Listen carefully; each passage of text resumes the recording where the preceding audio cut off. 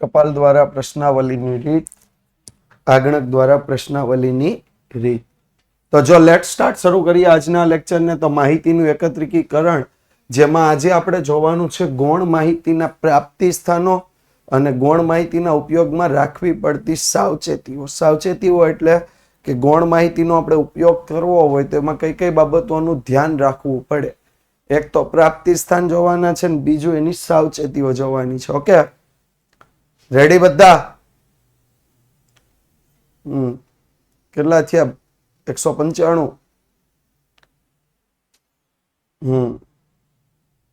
210. સરસ. ચાલો ધીમે ધીમે હજી આવશે. 2-5 જણા હજી હુતા હોય, લેક્ચર સ્ટાર્ટ થાય એટલે તરત એને ન હાજર થવાનું હોય, એને 5 મિનિટ પછી હાજર થવાનું હોય. ઓકે,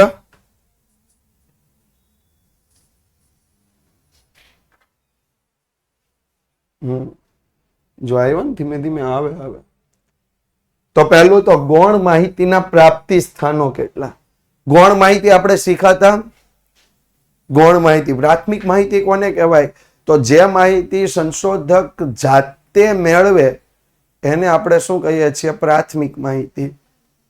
અને ગૌણ માહિતી કોને કહેવાય? કે જેમાં સંશોધક જાતે માહિતી મેળવતો નથી, પણ અન્યએ જે માહિતી મેળવેલી હોય એ માહિતીમાંથી પોતે સીધો ઉપયોગ કરી લે તો એને શું કહેવાય? ગૌણ માહિતી.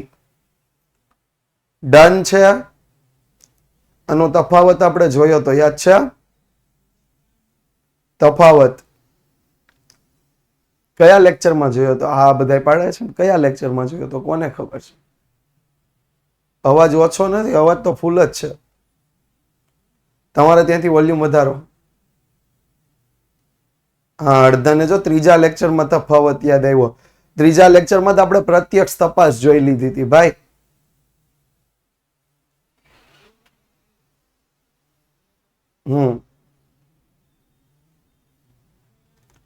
વોલ્યુમ વધારો તમારું. મારા તરફથી અવાજ ફૂલ હશે. મારો અવાજ અહીંથી ફૂલ જ છે ભાઈ. હાઈએસ્ટ સ્પીડ ઉપર અવાજ છે, મેક્સિમમ સ્પીડ ઉપર અવાજ છે.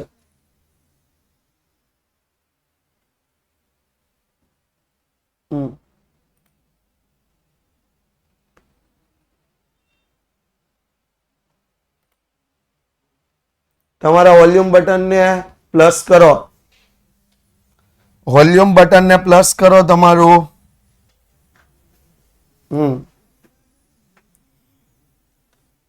અને શું કહેવાય કે પછી જેને હેન્ડ્સ ફ્રી લગાવી હોય ને એને બહુ વધી જાય. એટલે અમે ઓન એન એવરેજ અવાજ ઉપર જ કામ કરીએ.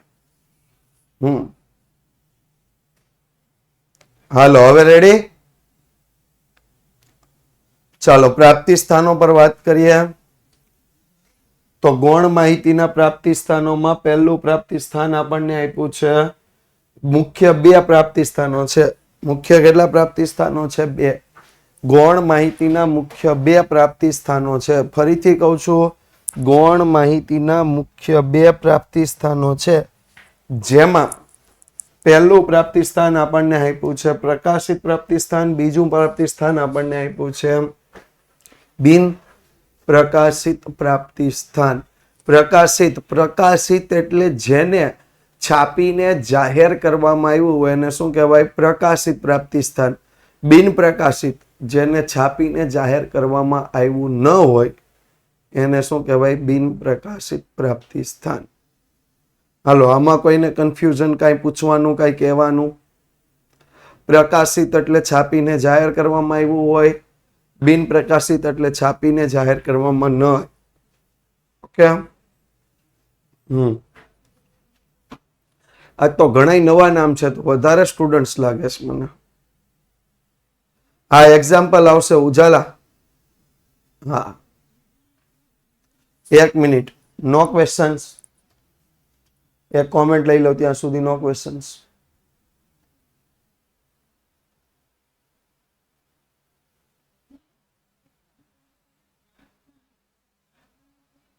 હા, આજે બીજો લેક્ચર છે. ફક્ત ઇંગ્લિશના સર જ નથી એટલે એ જ લેક્ચર નહોતા, બાકી બધા લેક્ચર છે જ.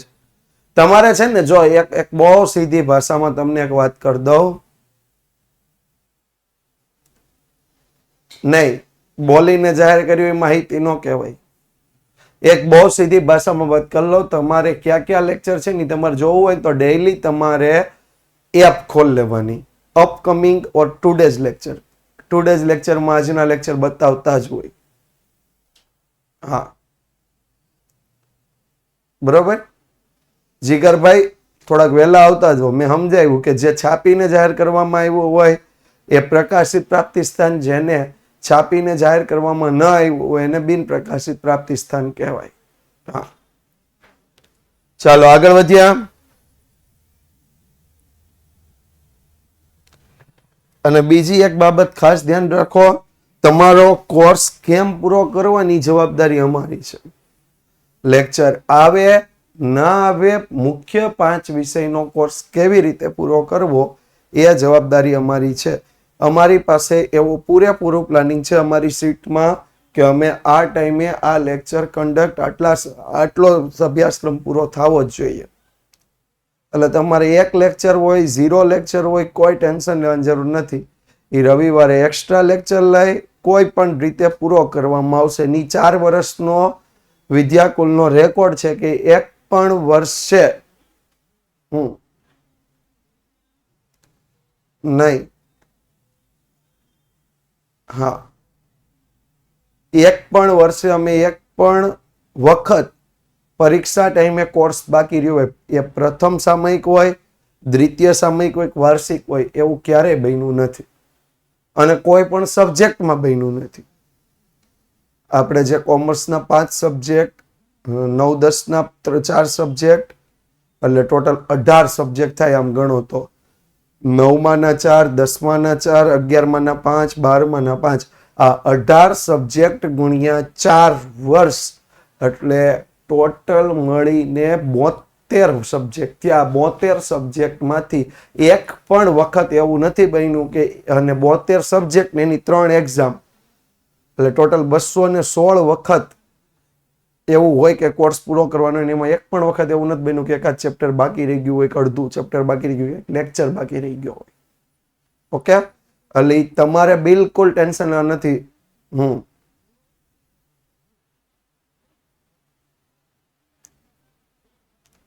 એ ઇંગ્લિશનો લેક્ચર સરે ત્યાંથી રીશેડ્યુલ કર્યો હતો, એટલા માટે આપણે રેગ્યુલર ટાઈમ ટેબલને અનુસરવાનું છે. રેગ્યુલર ટાઈમ ટેબલમાં બહુ બેઝિક છે.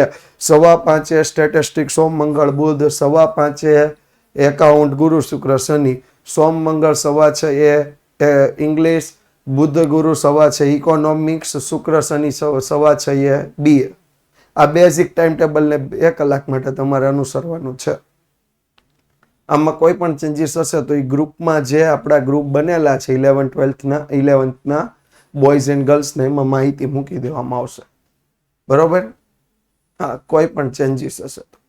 બાકી તમે કોલિંગ ટીમને ફોન કરો, એ કોલિંગ ટીમ શિક્ષકોને પૂછે, અથવા ઉપર જે સિનિયર મેનેજર હોય એમની સાથે વાત કરે, સિનિયર મેનેજર એજ્યુકેટર સાથે વાત કરે, એજ્યુકેટર એને જવાબ આપે, કોલિંગ ટીમને જવાબ આપે, કોલિંગ ટીમ તમને જવાબ આપે. એવું કાંઈ કરવાની જરૂર નથી.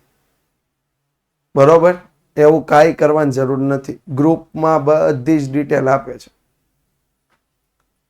ઓકે. હા, અને દરરોજને માટે એક બાબત યાદ રાખજો કે કોઈ પણ સંજોગોમાં તમારે સામેથી કોલ કરવાની જરૂર નથી. કાલે અમે જોયું તો લગભગ 15 થી 20 વિદ્યાર્થીઓના કોલ, સર દરરોજ એક લેક્ચર આવશે. કાલે હું શું કહીને ગયો તો યાદ કરો. મારું વાક્ય કોને ખબર છે, યાદ કરો.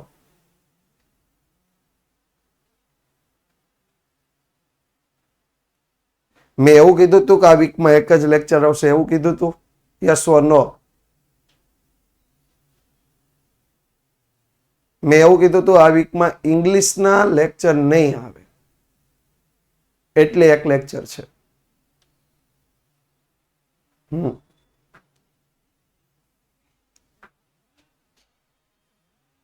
હા, તો કેતન સર નથી. કેતન સર આખું વીક તમારા લેક્ચર લે છે.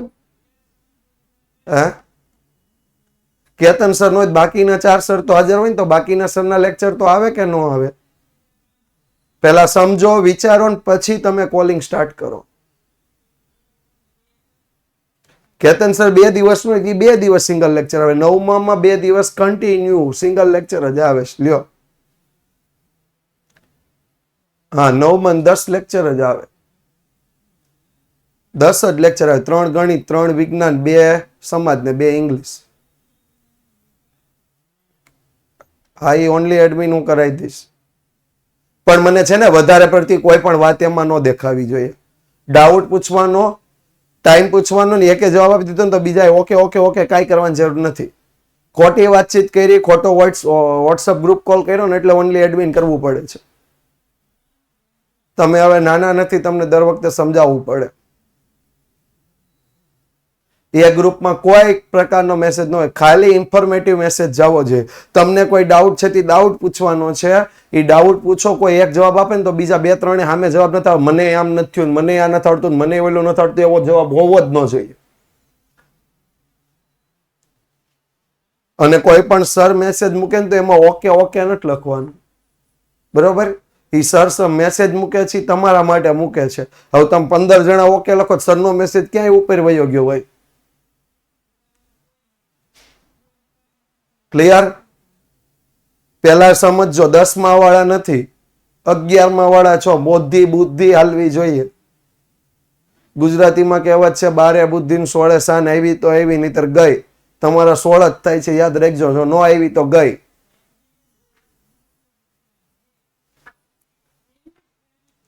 હાલો વધ્યા આગળ. હા, આ ભાષણ દેવું નહોતું પણ કાલે જે પરાક્રમ કર્યા ને એના કારણે ભાષણ આપવું પડ્યું.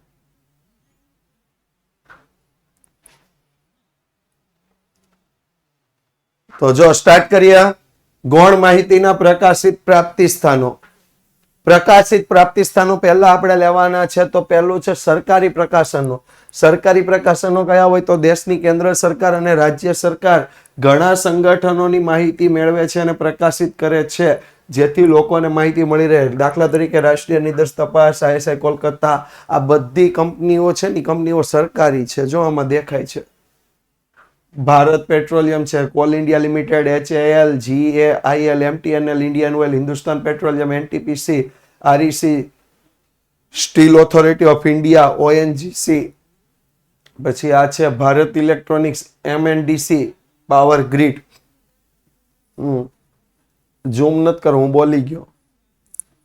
હા, એ બધું તમારે જાણવાની એટલી બધી જરૂર નથી. જો ખાલી યાદ રાખવાનું છે. સરકારી પ્રકાશનો એટલે શું?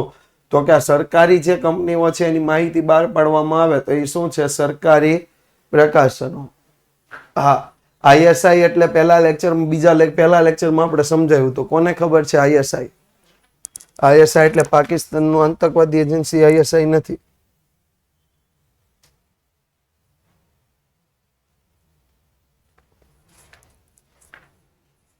UPSC નથી. ISI, yes, Indian statistical institute. આ સ્ટાન્ડર્ડાઇઝ ઇન્સ્ટિટ્યૂટ નહીં, સ્ટેટિસ્ટિકલ ઇન્સ્ટિટ્યૂટ. બરોબર?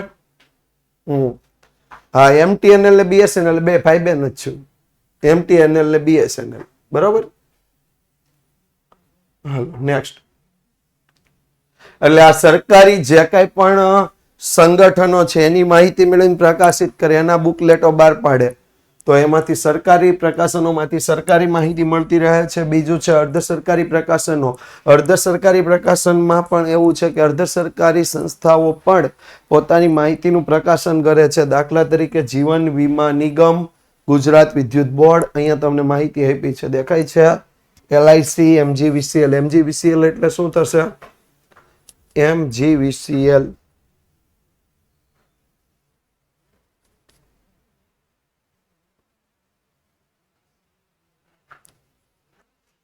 MGVCL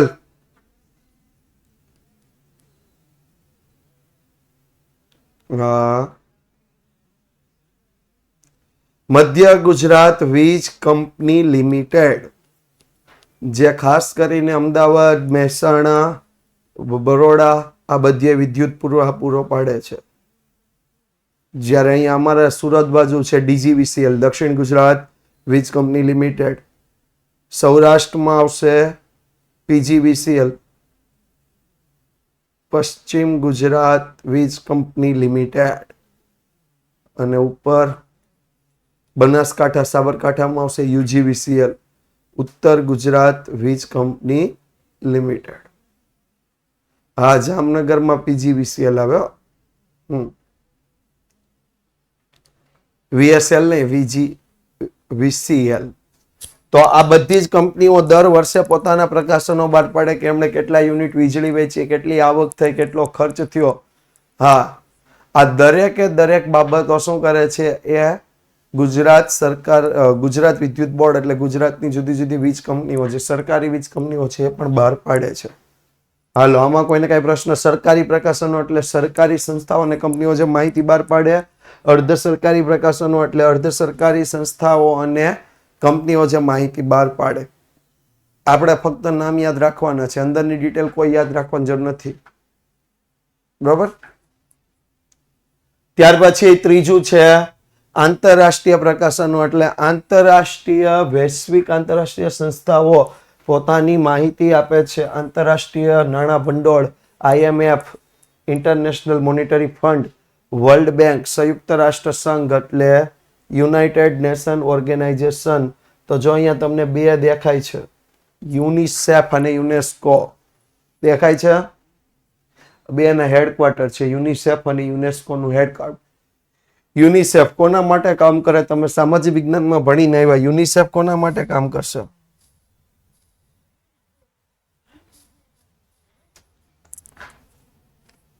બાળકો માટે. યસ, વિશ્વભરના નાના બાળકો માટે જો કોઈ સંસ્થા કામ કરતી હોય, ચિલ્ડ્રન માટે, 14 વર્ષથી ઓછી ઉંમરના બાળકો માટે, તો એ છે યુનિસેફ. યુનેસ્કો, યુનેસ્કોનું કામ શું છે? યુનેસ્કોનું કામ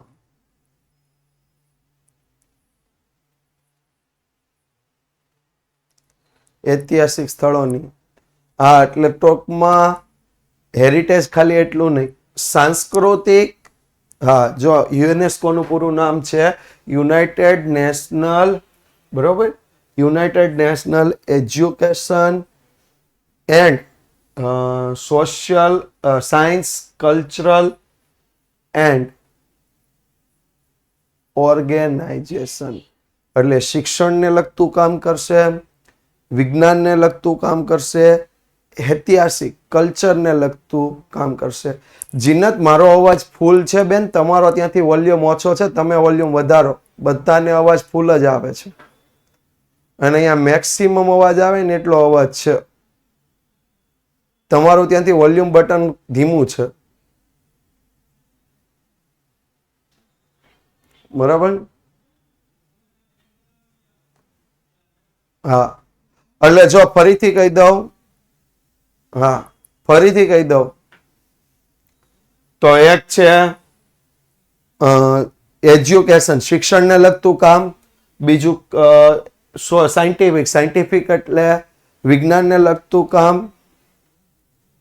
હા, તો તમારો સ્પીકરમાં પ્રોબ્લેમ છે, હેન્ડ્સ ફ્રી લગાવી દો. હેન્ડ્સ ફ્રી લગાવો, હેન્ડ્સ ફ્રીમાં પ્રોબ્લેમ, સ્પીકરમાં પ્રોબ્લેમ છે. હા, અહીંથી મેક્સિમમ અવાજ થઈ ગયો છે.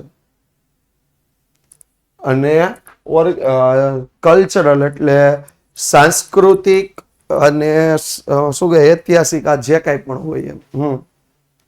કલ્ચરલ એટલે સાંસ્કૃતિક, સંસ્કૃતિ થઈ ગઈ, હેરિટેજ થઈ ગયું, બધું જ આવી ગયું, હિસ્ટ્રી આવી ગઈ, આ તમામ પ્રકારનું. બરોબર? તો આ જે સંસ્થાઓ છે એ પણ ઘણી વખત પોતાનું શું બહાર પાડે છે? એ પણ ઘણી વખત પોતાના પ્રકાશનો બહાર પાડે છે. અને એ પ્રકાશનોનો આપણે જે ઉપયોગ કરીએ છીએ એ આપણા માટે શું થશે? તો કે એ આપણા માટે વૈશ્વિક આંતરરાષ્ટ્રીય સંસ્થાઓની જે માહિતી છે એ માહિતી થશે.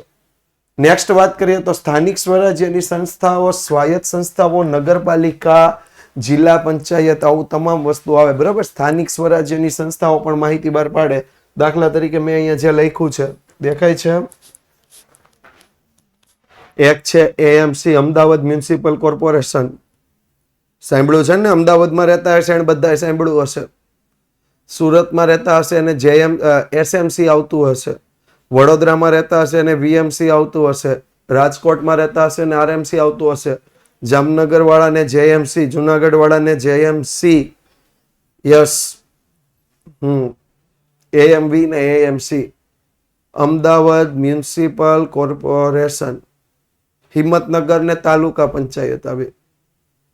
બરાબર, જે મોટા સિટી છે એમને મ્યુનિસિપલ કોર્પોરેશન આવે, જે નાના સિટી નગરપાલિકા આવે અથવા તો શું કહેવાય નગરપાલિકા અથવા જિલ્લા પંચાયત આવે. BMC ભાવનગર મહાનગર મ્યુનિસિપલ કોર્પોરેશન. હા, તો આ જે સંસ્થાઓ છે ને એ પણ પોતાના અહેવાલો બહાર પાડે. એવી જ રીતે ગામમાં જે રહેતા હોય એને ગ્રામ પંચાયત આવે. અહીંયા જો એક ગ્રામ પંચાયત આપ્યું છે, ગ્રામ પંચાયત બોણંદ, તાલુકો 84, જિલ્લો સુરત. નહીં જ. ઓકે, તો આંતરરાષ્ટ્રીય પ્રકાશનો એટલે કે આંતરરાષ્ટ્રીય જે સંસ્થાઓ છે એ જે પ્રકાશનો બહાર પાડે એ પણ એટલા ઉપયોગી છે. અને સ્થાનિક સ્વરાજ્યની સંસ્થાઓ જેવી કે મહાનગરપાલિકા, નગરપાલિકા, જિલ્લા પંચાયત, તાલુકા પંચાયત વગેરે પણ પોતાના અહેવાલો બહાર પાડે. એમાંથી પણ તમે માહિતી મેળવી શકો છો. નેક્સ્ટ વાત કરીએ તો સંશોધન સંસ્થાના અહેવાલો એમના પ્રકાશનો બહાર પાડે છે. દાખલા તરીકે Ahmedabad textile industries research association એટલે અમદાવાદની ટેક્સટાઇલ ઇન્ડસ્ટ્રીઝનું રિસર્ચ એસોસિએશન છે. Physical research laboratory, institute of economic growth, આવું તમને એકાદું નામ જે સંશોધન કરતી હોય, નવા સંશોધન કરતી હોય ને એવું નામ તમને યાદ હોય કે એમના અહેવાલો પણ મળતા હોય કે નહીં. સંશોધન કરતી સંસ્થા ટોરેન્ટ પાવર પ્રાઇવેટ કંપની છે, અમુક સ્થળે જ પૂરી પાડે. ગુજરાત વિદ્યુત બોર્ડ અલગ છે આખું. ઓકે,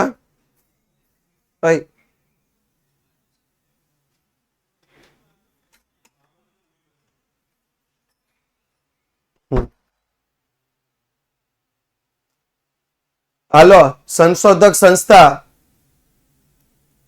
આ ટોરેન્ટ અમદાવાદમાં હોય ને ઘણી બધી જગ્યાએ હોય, પણ એ પ્રાઇવેટ કંપની છે એટલે બધે ન લાગુ પડે.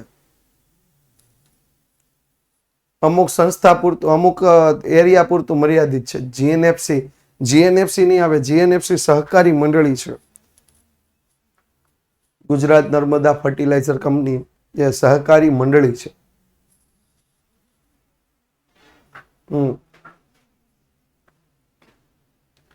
હાલો, બીજું કાંઈ? IEZ નામ જ પહેલી વખત સાંભળ્યું. IEZ એટલે શું? શ્રેયાબેન, IEZ નું ફૂલ ફોર્મ?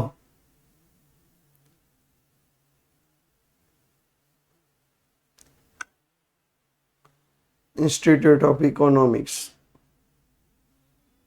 મેં એવું કીધું કે હા, અટીરા તમે ટેક્સ્ટ બુકમાં જોઈને લખ્યું. Ahmedabad textile research industries research association જે સંશોધક કરતી હોય, જે નવું વિકસાવતી હોય. દાખલા તરીકે કૃષિ યુનિવર્સિટી સણોસરા, સરદાર પટેલ કૃષિ યુનિવર્સિટી, હા બરોબર. તો એ બધું જ શું કરે છે તો કે એ નવા સંશોધનો કરે છે અને એની માહિતી બહાર પાડશે કે આપણે ઘઉંની આ જાત વિકસાવી અને આટલો સમય લાગ્યો, એના માટે આટલો ખર્ચ થયો, એનું આટલું ઉત્પાદન થયું, આવી માહિતી બહાર પાડશે. બરાબર, ખબર પડી? હવે કોઈને પ્રશ્ન? સંશોધક સંસ્થા એટલે જે સંશોધન કરનારી સંસ્થાઓ છે. હાલો, હવે કોઈ પ્રશ્ન? તો સૌથી મોટી ભારતમાં સંશોધન કરનારી સંસ્થા ISRO. સાંભળ્યું છે ને નામ? ગયા વર્ષે આપણે ચંદ્ર પર પહોંચાડ્યું હતું. તો એ પણ પોતાની માહિતી બહાર પાડશે ને.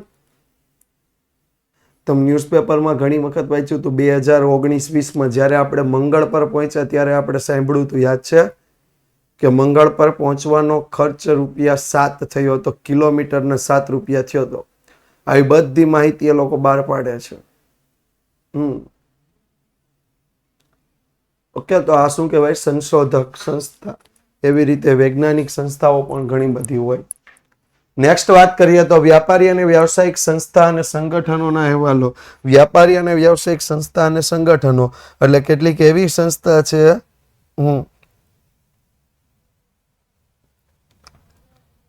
કેટલીક એવી સંસ્થા છે કે જેમને પોતાની શું કહેવાય સંગઠન બનાવેલા છે. સંગઠન આપણે જેને એસોસિએશન કહીએ છીએ. યાદ આવ્યું? એસોસિએશન. પ્રકાશન એ જાહેરાત કરવું કે નહીં, માનવું કે નહીં? આ માની શકાય. પ્રકાશન એક પ્રકારનું જાહેરાત નથી, એક પ્રકારની માહિતી આપતું છે, જર્નલ છે. વિવિધ વેપારી અને વ્યવસાયિક સંગઠનો પોતાની જર્નલ દ્વારા માહિતી આપે. દાખલા તરીકે વકીલોનું સંગઠન, વકીલોના સંગઠનને શું કહેવાશે? કોને ખબર છે? આમાં ઘણા બધાનું સપનું હશે ને વકીલ બનવું.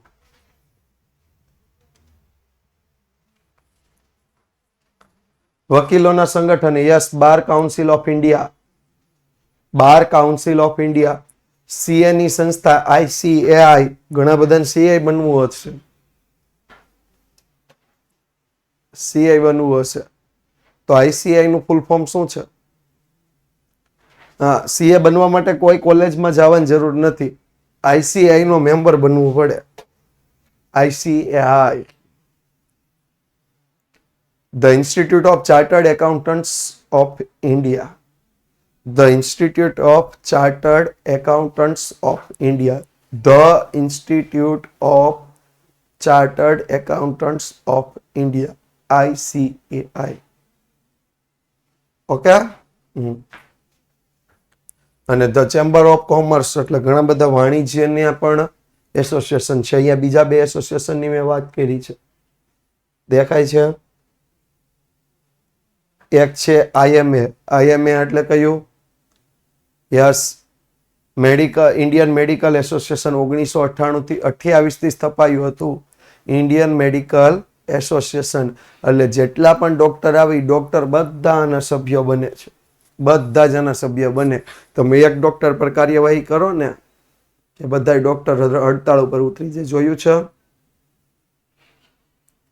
હા, કારણ કે એસોસિએશનનો નિયમ હોય છે ને, એસોસિએશનની એ વાત હોય છે. એવી રીતે ધ ટેક્સટાઇલ એસોસિએશન ઇન્ડિયા, ટાઈ, કાપડનું પણ એક એસોસિએશન. Yes, okay, clear? તો આવી સંસ્થાઓ પણ પોતાના અહેવાલો બહાર પાડે કે એના કેટલા સભ્યો છે, એની શું ફી છે, કેટલું પ્રોડક્શન કરે છે. યસ, આ તમામે તમામ માહિતી એ લોકો પણ બહાર પાડે છે. વધી આગળ, અને છેલ્લું આપણું જૂનું જાણીતું, દરરોજ પ્રકાશિત થતા વર્તમાનપત્રો અને નિયમિત સમયાંતરે પ્રકાશિત થતા સામયિકો. વર્તમાનપત્ર દરરોજ મળે, સામયિકો દરરોજ મળતા નથી. સામયિકો અમુક ચોક્કસ સમયને અંતરે જ હા,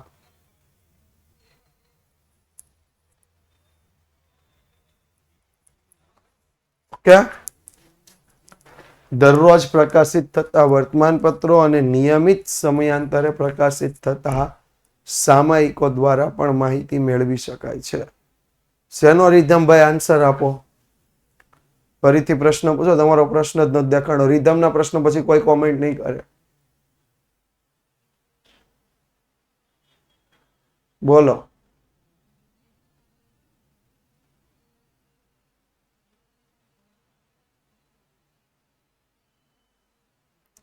પ્રશ્ન રિધમભાઈ, બધા વેઇટ કરે છે.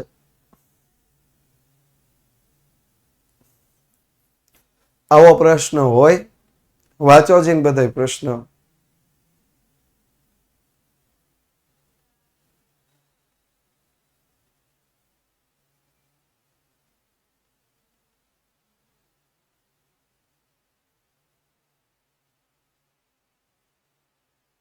મેં એવું કીધું છે, એટ ધ ટાઈમ તમે જે લેક્ચર ભણતા હોય ને એ તમે ભણો. મને એવું લાગ્યું ટોપિકને રિલેટેડ કોઈ પ્રશ્ન છે. આ બધાની મેં 2 મિનિટ બગાડી.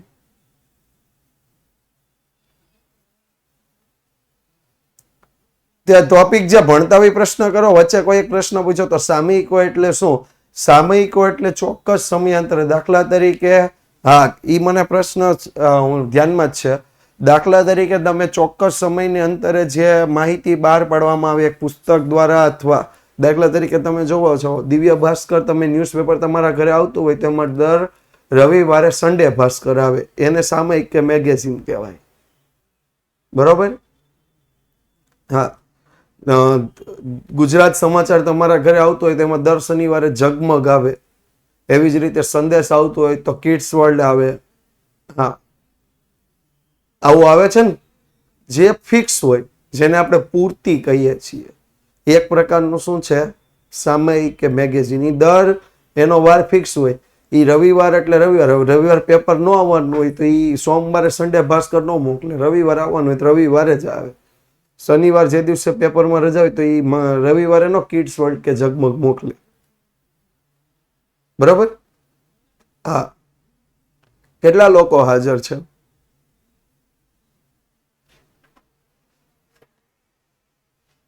જો મિત્રો, બહુ સીધી ભાષામાં કહું, અમને તમારી સાથે કોઈ પણ એવો સંબંધ નથી કે અમારે તમને વારંવાર સૂચના આપવી પડે, તમારી પર કોઈ ગુસ્સો કરવો પડે. બિલકુલ અમે ઈચ્છતા નથી, કારણ કે અમે તમને જોયા પણ નથી. We are very soft for you. તમે અમારા પર, તમે અમને ન જોયા, અમને ખબર છે કે તમે અમારા પર બહુ મોટો વિશ્વાસ મૂક્યો છે, પણ ક્યારેક તમે એવા પ્રશ્નો પૂછો છો કે જે પ્રશ્નોની કોઈ વેલ્યુ જ નથી. નહીં, એમાં સોરી કહેવાની જરૂર નથી. આ તો આપણે શરૂઆત છે એટલે આપણે અત્યારે સમજી લઈએ, પછી બધી ખોટું હું પછી ધીમે ધીમે આગળ વધે જાઉં. એટલે અત્યારથી હું તમને ઘણી બધી બાબતમાં ક્યારેક કહીશ, એટલે ખોટું નહીં લગાડવાનું, હું નહીં લગાડું. હા, પોલ આવી ગયો બેન હમણાં. એટલે જો અમુક બાબતો કેવી હોય છે કે જેના પર આપણે ત્યારે કોઈ પ્રશ્ન પૂછીએ ને તો ઘણો બધો સમય પાસ થતો હોય છે, અને એવું ન થાય એના પર પણ ધ્યાન આપવાનું. Because we have only 45 minutes. અને કદાચ સ્ટેટ એકાઉન્ટમાં તમે એકાદ પ્રશ્ન આવો લઈ લ્યો ને તો 3 લેક્ચર આવે. તમે આવું જ કામ ઇકો બીએમાં કરો તો એમાં 2 લેક્ચર આવતા હોય. એમાંય તમે 5 મિનિટ સરની આમાં બગાડ નાખો તો that's not fair for you. Okay? તો નેક્સ્ટ ટાઈમ એવું પણ ધ્યાન રાખવાનું કે આપણે આપણો બિનજરૂરી પ્રશ્ન છે ને, હવે એક સિમ્પલ વસ્તુ સમજો. ચેપ્ટર 2 હજી સ્ટાર્ટ નથી થયું. ચેપ્ટર 2 માં દાખલા આવવાના છે. કોમર્સ આપણે પહેલા જ દિવસે સ્ટાર્ટ કર્યું ત્યારે એવું કીધું હતું કે એકાઉન્ટ સ્ટેટમાં કેલ્ક્યુલેટર તમને અલાઉ છે. તો જ્યારે દાખલા શરૂ થાય કેલ્સી લઈને બેસી જવાનું, એમાં બીજી ક્યાં વાત છે. અહીંયા કેલ્સી આપણે 10 મિનિટ લેવા જવું પડે, મૂકવા જવું પડે એવું જ નથી. આ ગેસનું સિલિન્ડર તો નથી, ખોલવું પડશે, રેગ્યુલેટર લગાવવું પડશે, ચાલુ કરવું પડશે, પંપ મારવો પડશે. એવું છે ને, કેલ્સી બાજુમાં લઈને બેસવાનું, જરૂર પડે તો વાપરવાનું, નહીં તો નહીં વાપરવાનું. બરાબર રીધમ? હાલો, હવે નેક્સ્ટ ટોપિકમાં ધ્યાન આપજો. હું તને પ્રશ્ન પૂછીશ. ચાલો, જો બેઝિક નીડ આપણી જે કાંઈ પણ છે ને, એજ્યુકેશન માટેની બેઝિક નીડ બધી આપણી સાથે હોય છે. ક્યારે કોની જરૂર પડી છે ને નક્કી નથી હોતું. સિમ્પલ વસ્તુમાં કહો, આ તમારા હાથમાં પેન જોવો છો? યસ ઓર નો? હા. કેટલા દિવસથી જોવો છો? પહેલા લેક્ચરથી આજે કાલે કેટલા દિવસથી જોવો છો?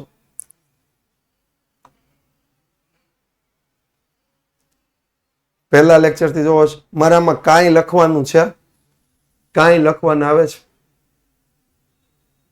નહીં. પણ હું હારે રાખું. ક્યારે આની જરૂર પડી જાય કઈ નક્કી ખરું? બરાબર?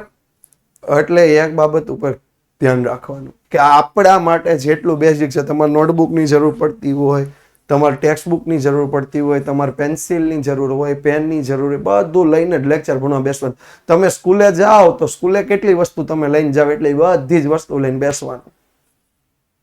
હા, સ્કૂલ તમારા ઘરે આવી છે એવું સમજવાનું. સવારે તમે સ્કૂલે જાઓ છો, બપોર પછી સ્કૂલ તમારા ઘરે આવે છે. ચાલો જોઈએ. આપણો દેશ ખૂબ જ વિશાળ છે. ઘણા બધા પ્રકારના શું કહેવાય ન્યૂઝપેપર બહાર પાડે છે, જોઈ શકો છો. ઘણા બધા પ્રકારના મેગેઝિન બહાર પાડે છે. ઓકે? તો આપણે 7 પ્રકાશિત પ્રાપ્તિ સ્થાનો જોયા. પહેલું સરકારી પ્રકાશન, બીજું અર્ધ સરકારી પ્રકાશન, ત્રીજું આંતરરાષ્ટ્રીય સંસ્થાના પ્રકાશન, ચોથું સ્થાનિક સ્વરાજ્યની સંસ્થાના પ્રકાશન, પાંચમું સંશોધક સંસ્થાના અહેવાલ, છઠ્ઠું વ્યાપારી અને વ્યવસાયિક સંગઠનના પ્રકાશનો, અને સાતમું વર્તમાનપત્ર અને સામાયિકો. ડન? આપણે આ નામ યાદ રાખવાના છે. કદાચ 3 ગુણમાં પૂછાય ને નામ પૂછાશે. ત્યાર પછી કેટલીક એવી માહિતી છે જેને બિન પ્રકાશિત ગૌણ માહિતી કહે છે, જેને ક્યાંય પ્રકાશિત કરવામાં આવેલી હોતી નથી. જેને ક્યાંય એટલે ક્યાંય કોઈ પ્રકાશિત કરવામાં આવતી નથી, કોઈને જાણ કરવામાં પણ આવતી નથી.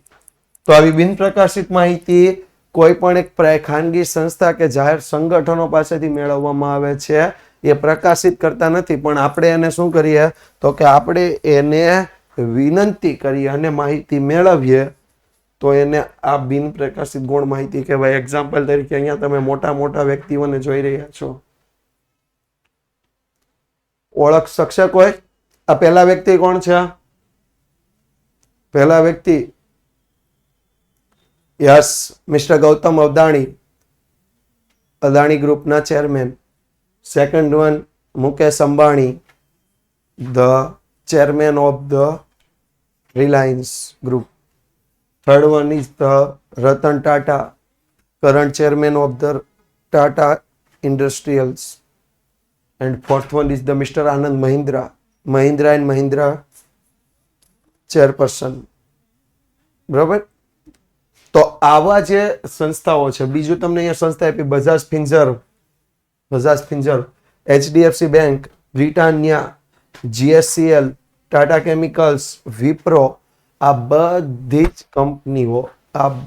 જ કંપનીઓ એમની માહિતી ક્યાંય પ્રકાશિત કરશે ખરી? ક્યાંય જાહેર કરે કે અમારી પાસે આટલા કર્મચારીઓ છે ને આટલો આવક છે ને આટલો ખર્ચ છે ને એવું નહીં કરે. પણ આપણે માહિતી જોઈતી હોય તો આપણે એને કહી શકીએ કે અમારો આ સ્ટડીનો એક પ્રોજેક્ટ છે ને એમાં અમારે આ માહિતી જરૂર છે. આપણે રિલાયન્સના જામનગર યુનિટમાં જઈને કહીએ, જામનગર પાસે આવ્યું ને રિલાયન્સ, હા, ત્યાં જઈને એના હેડને આપણે વાત કરીએ કે અમારા સ્ટડીનો એક આ ભાગ છે, અમારે આ માહિતી જોતી છે, તો એ આપશે. બરોબર? તો એને કેવી માહિતી હોય? બિન પ્રકાશિત, એને કઈ છાપવામાં આવી નથી. ડન.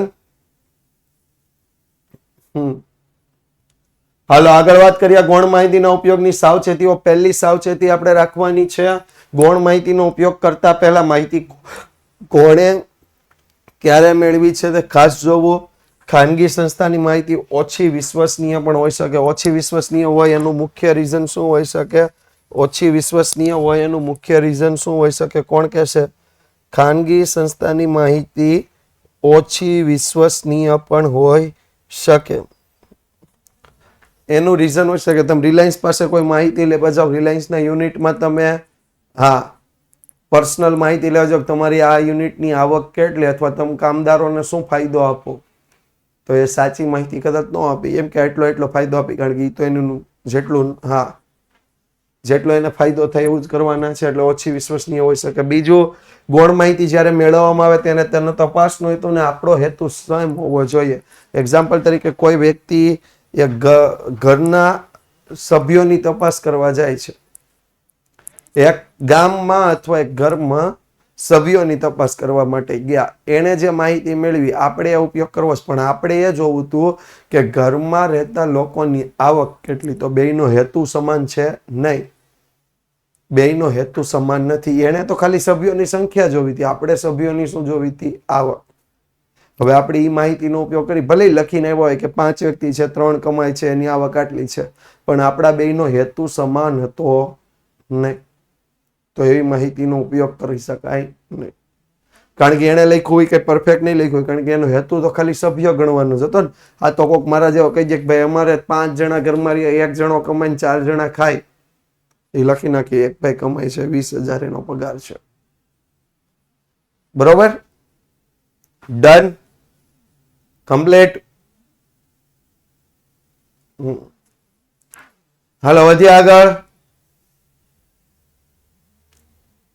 નેક્સ્ટ વાત કરીએ તો એકત્રિત કરેલી માહિતી ખૂબ જૂની ન હોય છે, તે અત્યારના સમયગાળા સાથે બંધ બેસતી હોવી જોઈએ. ખૂબ જૂની ન હોવી જોઈએ. મેં બીજામાં વાત કરી કે જે માહિતી આપણે ઉપયોગ કરીએ છીએ એ માહિતી મેળવનારનો હેતુ ને આપણો હેતુ સેમ હોવો જોઈએ. એ જો મેં એમાં એક્ઝામ્પલ પણ આપ્યું કે કોઈ વ્યક્તિ માહિતી મેળવવા જાય, એને સભ્યોની સંખ્યા જોતી હતી ને આપણે એ સભ્યોની આવક જોતી હતી, તો એ માહિતીનો આપણે ઉપયોગ ન કરી શકીએ, કારણ કે બેયના હેતુ સમાન નથી. બીજું, એકત્રિત કરેલી માહિતી ખૂબ જૂની ન હોય જોઈએ. કોઈ 2015ની માહિતી મેળવેલી હોય ને આપણે એનો ઉપયોગ 2024માં કરીએ તો એ અનુકૂળ કહેવાય નહીં. બરોબર?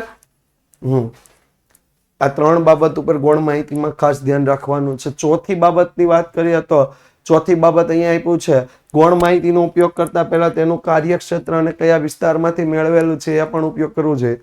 હું માહિતી મેળવતો હોય અમદાવાદ માટે, કોઈ માહિતી મેળવી હોય મુંબઈ માટે, તો એ માહિતીનો ઉપયોગ કરી શકાય ખરો?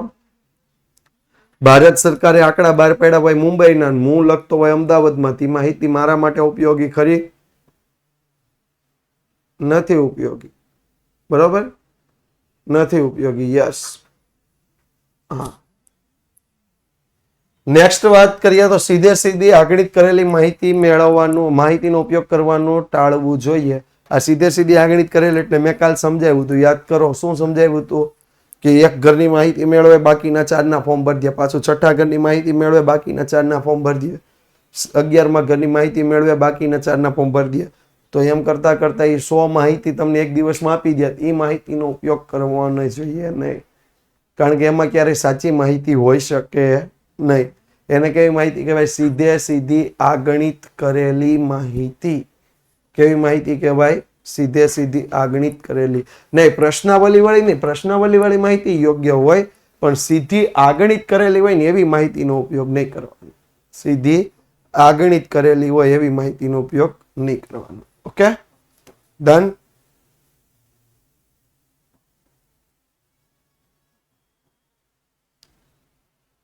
તો 3 માર્ક્સમાં પ્રશ્ન પૂછાય. અને ગૌણ માહિતીનો ઉપયોગ કરતા પહેલા માહિતી તપાસની કઈ રીત છે ને જાણવું જોઈએ.